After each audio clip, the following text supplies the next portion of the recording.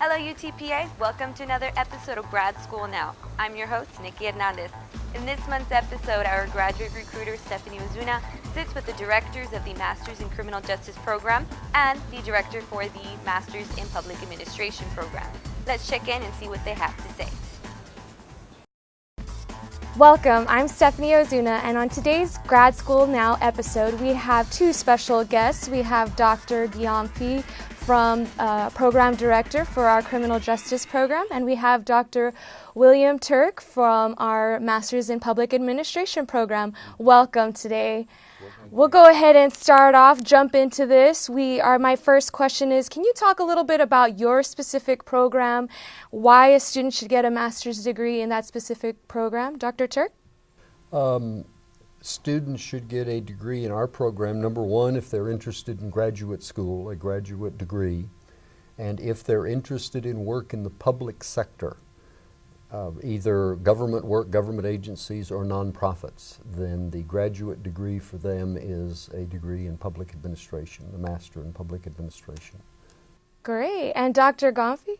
Okay, crime is an integral part of human life, and therefore we try to study.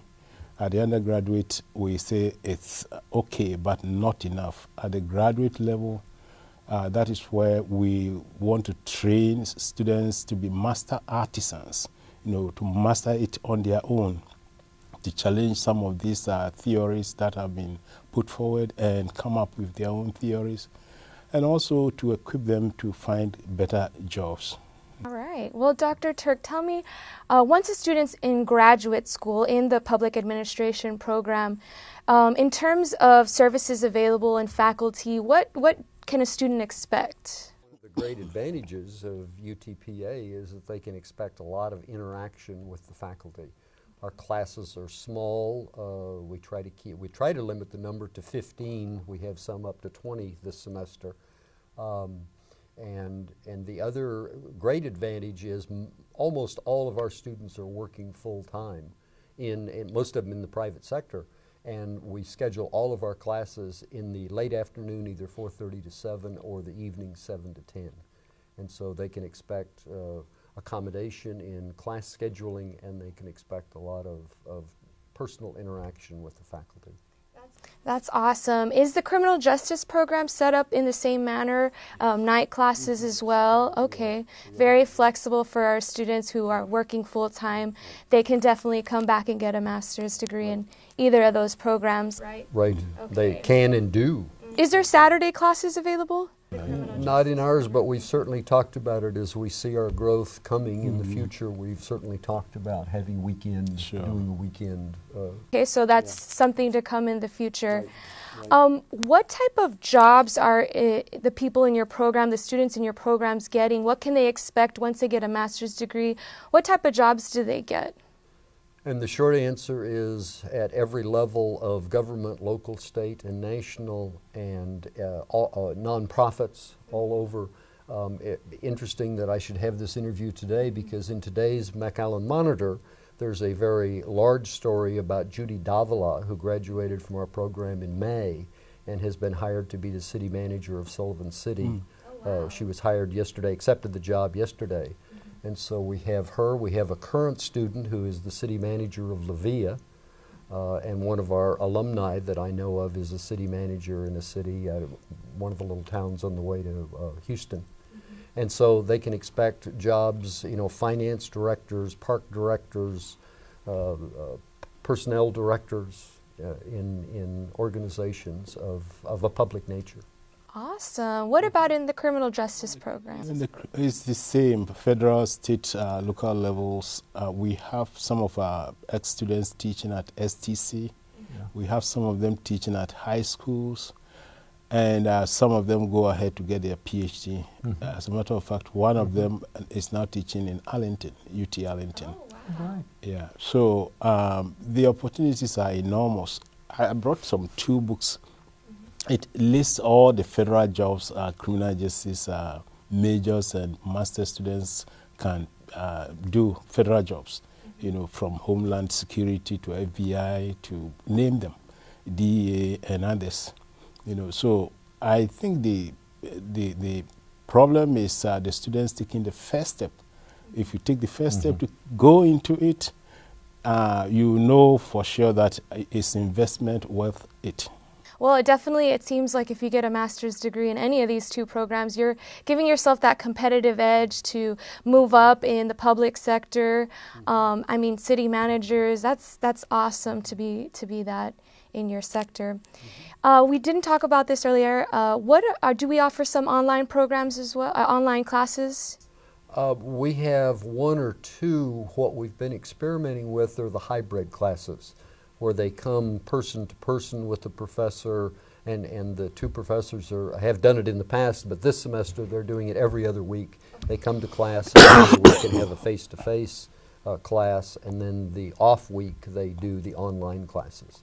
One of our professors has a totally online class in the summer that she offers, and so that's kind of the way we've been approaching it, sort of piecemeal, so that us old fellows can learn how to do the online, at a pace that we can understand.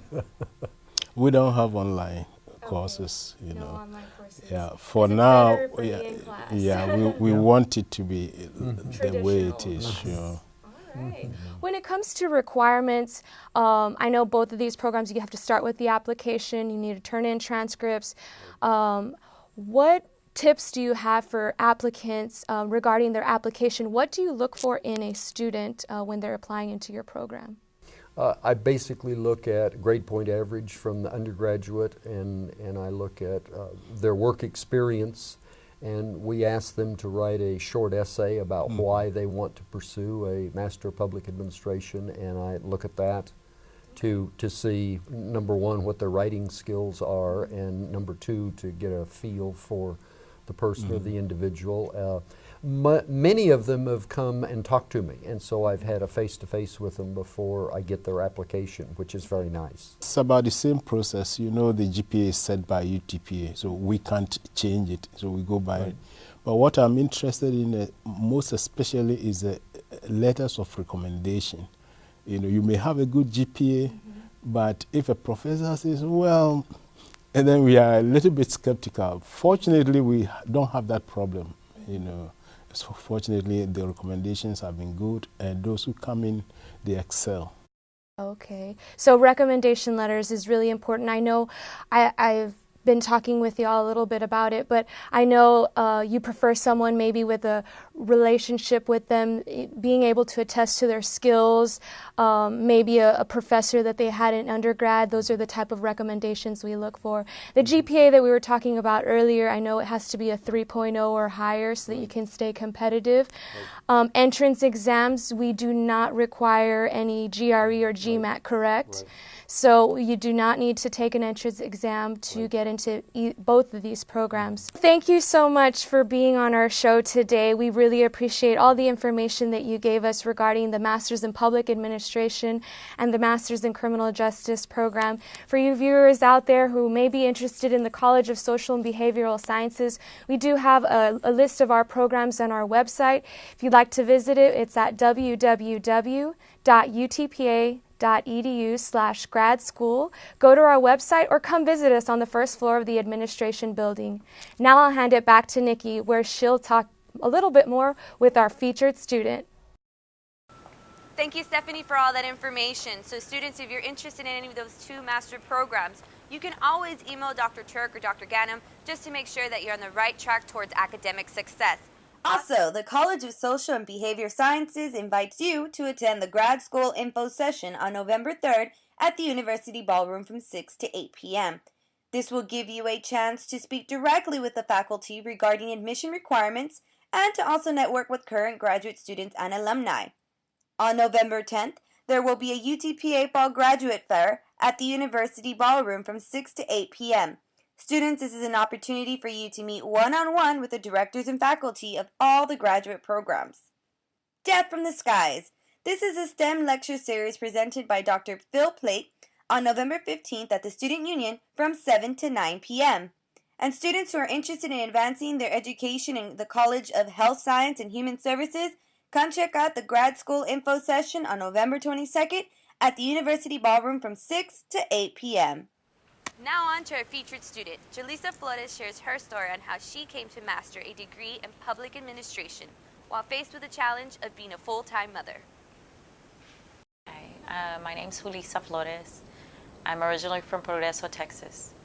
I graduated in 1993 from Progreso High School. My parents, Manuel and Julia Flores. I come from a family of 8.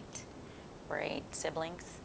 I'm the oldest of 8 children, the oldest daughter, but my oldest brothers are identical twins, so they count as one, I guess, or anyways. But I do come from a low-income family. Here in the Valley, of course, the majority of us are low-income, come from low-income families. I graduated in 1993 from Progreso High School. I went to Southwest Texas State University in San Marcos. I got my degree I graduated there with a Bachelor's of Business Administration. And the best part of it was being the first one in my family to get a degree, college degree.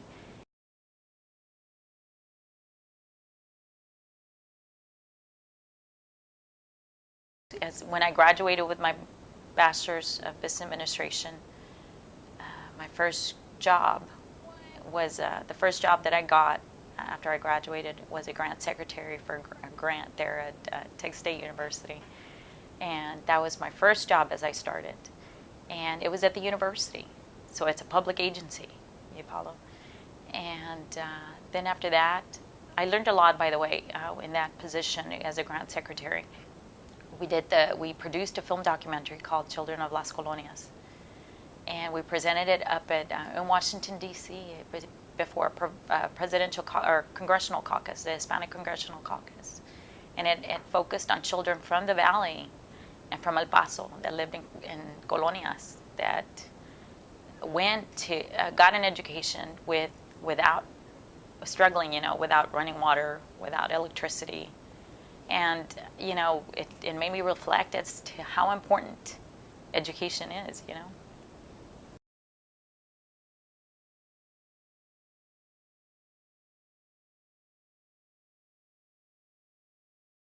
And some of the challenges that we face is usually sacrificing the financial aspect, because you limit yourself in the financial aspect of it. You don't go out to eat. You don't spend time on yourself or spend money on yourself because you have to pay that bill, because it's like you limit yourself. There's a lot of limitations.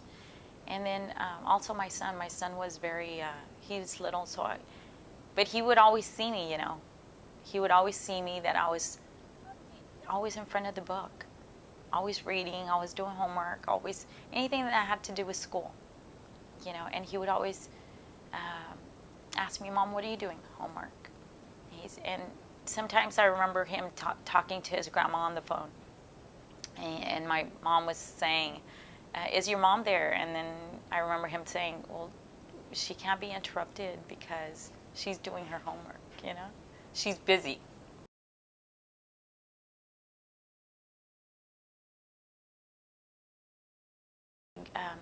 After I graduate December, I'm hoping to eventually become a director or a vice president of a higher education agency, and continue my education probably.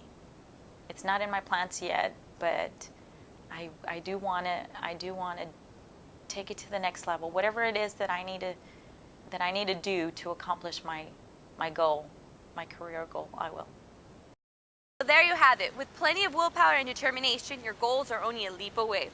Thanks for watching this episode of Grad School Now. For more information, you can find us at utpa.edu/grad school or on Facebook and YouTube. I'm Nikki Hernandez. See you next time.